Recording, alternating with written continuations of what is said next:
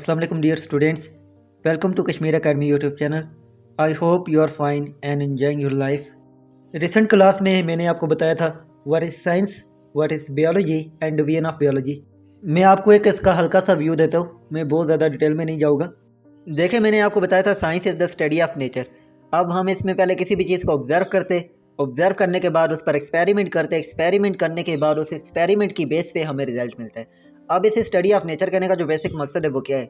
इसे study of nature इस वजह से बोला जाता है क्योंकि इस नेचर के अंदर रहकर ही हम ये सब एक्टिविटीज़ कर रहे होते हैं। इस नेचर के अलावा कोई दूसरा मीडियम तो है नहीं हमारे पास जहाँ पे जाके हम ये सब एक्टिविटीज़ करें, किसी चीज़ को ऑब्जर्व करें, फिर उस पर एक्सपेरिमेंट करें, फिर हमें रिजल्ट मिले। तो इसी नेचर के अंदर रहकर आप ये सभी एक्टिविटीज़ करते हो, इसी वजह से इसे नेचुरल साइंस भी बोला जाता है। ठीक है, नेचुरल स्टडी भी बोला जाता है, सॉरी नेचुरल साइंस नहीं। तो ये फिर आपकी सोशल साइंसेज हो या थ्योरेटिकल साइंसेज हो, दोनों साइंसेज है, ये इसी नेचर के अंदर इनको स्टडी किया जाता है, इसी नेचर के अंदर इन पे रिसर्च की जाती है, इन पे वर्क किया जाता है।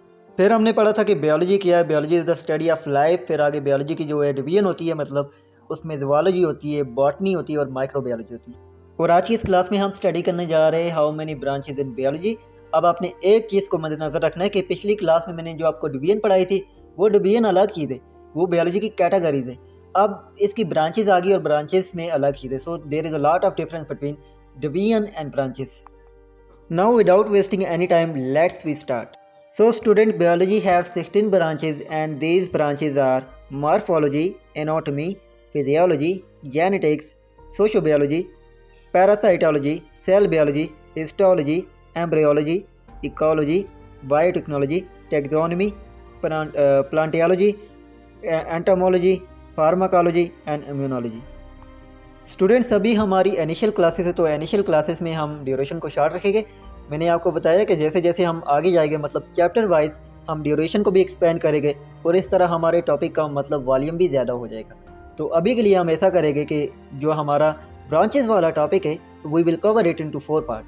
हर पार्ट में हम 4 ब्रांचेस पढ़ेंगे। Your first branch in biology is morphology. Morphology is the branch of biology which deals with the study of structure of different organism. मतलब मॉर्फोलॉजी के अंदर आप ये देखते हो कि किसी भी ऑर्गेनिज्म का ओवरऑल बॉडी स्ट्रक्चर क्या है, उसकी टांगें कितनी हैं, उसकी आंखें कितनी हैं, मतलब एक्सटर्नल स्ट्रक्चर की बात हो रही है। इसके अलावा आप ये भी देखते हो कि आया वो ज़मीन पे रेंगने वाला कोई रेप्टाइल है, ज़मीन पे रहने वाला कोई एनिमल है, पानी में रहने वाला कोई एनिमल है, या आसमान में उड़ने वाला कोई परिंदा है। इसी तरह मॉर्फोलॉजी के अंदर हम इंटरनल और एक्सटर्नल स्ट्रक्चर की बेस पे और क्लास की बेस पे डिफरेंट क्लास के जो एनिमल होते उनके दरमियान हम डिफ्रेंशिएट करते। Your next branch is embryology. Embryology is the study of development of an embryo to new individual. Embryology से पहले आपको एम्ब्रियो को समझना होगा। तो एम्ब्रियो किसी भी एनिमल का इनिशियल डेवलपमेंट स्टेज होता है। अब ये इनिशियल डेवलपमेंट स्टेज किस तरह है? एक एनिमल के एग के अंदर उसका इनिशियल डेवलपमेंट स्टेज होता है, या मदर के यूट्रस के अंदर उसका इनिशियल डेवलपमेंट स्टेज होता है। तो ये काफ़ी लंबा प्रोसेस है। तो उस एम्ब्रियो से लेके एक कंप्लीट एनिमल बनने के प्रोसेस की स्टडी को हम कहते हैं embryology. Next is anatomy. Anatomy is the branch of biology which deals with the study of internal structure of living organism. देखिए, एम्ब्रियोलॉजी में हम किस चीज़ की बात कर रहे थे? एक्सटर्नल स्ट्रक्चर और क्लास की बेस पे डिफरेंट ऑर्गेनिज्म को डिफ्रेंशिएट किया जाता है। अब यहाँ पे इंटरनल स्ट्रक्चर की बात हो रही है। इट मीन कि आपके इंटरनली जो स्ट्रक्चर है कैसा है, जो चीज़ें नज़र नहीं आ रही। Let's suppose the example of human being. वो आपके सामने आके खड़ा हो जाता है। आप बता सकते हो कि इसकी 2 टांगे, इसके 2 बाजू है, इसके 2 हाथ है, इसका एक सर है, इसकी 2 आंखें, इसका एक नाक है। ओके, एक्सटर्नली आप सब कुछ बता सकते हो, लेकिन इंटरनली भी आपको पता है ना कई चीज़ें होती है। जैसे इंसान का लीवर है, उसका हार्ट है, उसके बाद उसका ब्रेन है। तो ये कैसे बताओगे आप? इसकी स्टडी को हम कहते हैं मॉर्फोलॉजी, कि इंटरनली आपके जो आर्गन है उनका स्ट्रक्चर कैसा है। Next, ecology. Ecology is the branch of biology in which we will study about the relation between living organism and their environment. Sorry, non living भी इंक्लूड है, लेकिन नॉन लिविंग यहाँ पे मेंशन नहीं है। खैर वो मैं नोट्स में मेंशन कर दूंगा। तो जिस एनवायरनमेंट में आप रह रहे होते हो वहाँ पे ऐसे बहुत से सर्कमस्टांसेस होते हैं जो आपकी डेली लाइफ को अफेक्ट करते हैं। Let's suppose the example of human being. आपको सीज़न के अकॉर्डिंग बहुत सी चेंजिंग करना होती है, अपनी ड्रेसिंग में भी, अपने फूड में भी।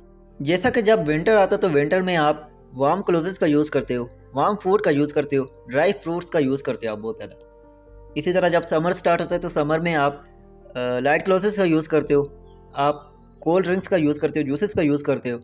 इसी तरह आप नॉन लिविंग में अपनी कार को ले लो। जब विंटर होता है तो विंटर में आपकी जो कार होती है उसको आपने ज़रा स्टार्ट रखना होता है। और जब समर होता है तो समर में उसका, जब आप बहुत ज़्यादा ट्रैवल करते हो ना, तो उसका रेडिएटर जो होता है हीट अप हो जाता है। तो कहीं रोक के आपने उसके रेडिएटर में पानी डालना होता है और फिर आप आगे ड्राइव करते हो। मतलब ये हो गया कि लिविंग और नॉन लिविंग थिंग्स पर एनवायरनमेंट का क्या असर होता है। इसकी स्टडी को हम बोलते हैं इकोलॉजी। ओके डियर्स, जो फर्स्ट और सेकंड लेक्चर है उसके जो पीडीएफ नोट्स का लिंक है वो मैंने डिस्क्रिप्शन बॉक्स में डाल दिए, वहाँ से आप डाउनलोड कर लो। इंशाल्लाह नेक्स्ट जो हमारी वीडियो होगी उसमें हम बायोलॉजी की नेक्स्ट 4 ब्रांचेस को कवर करेंगे।